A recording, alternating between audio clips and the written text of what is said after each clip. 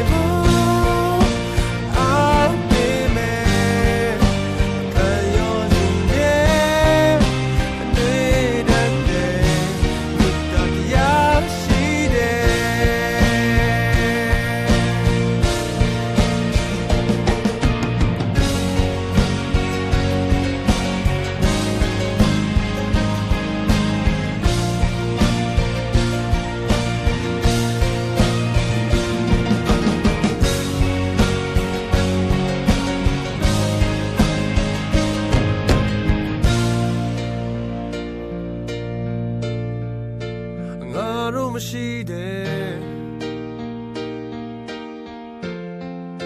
တချိန်ကြတော့လေ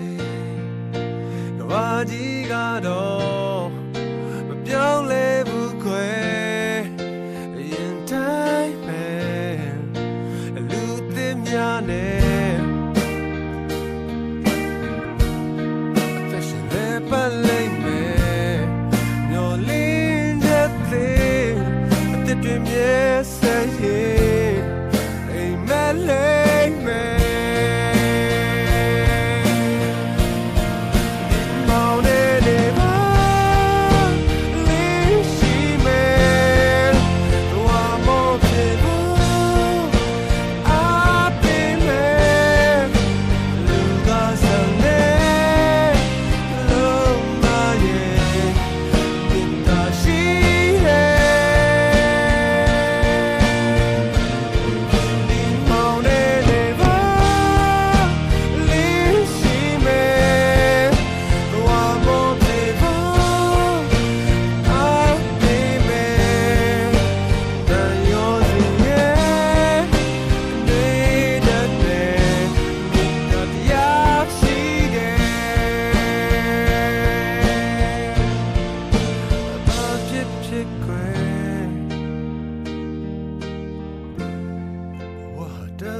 she did.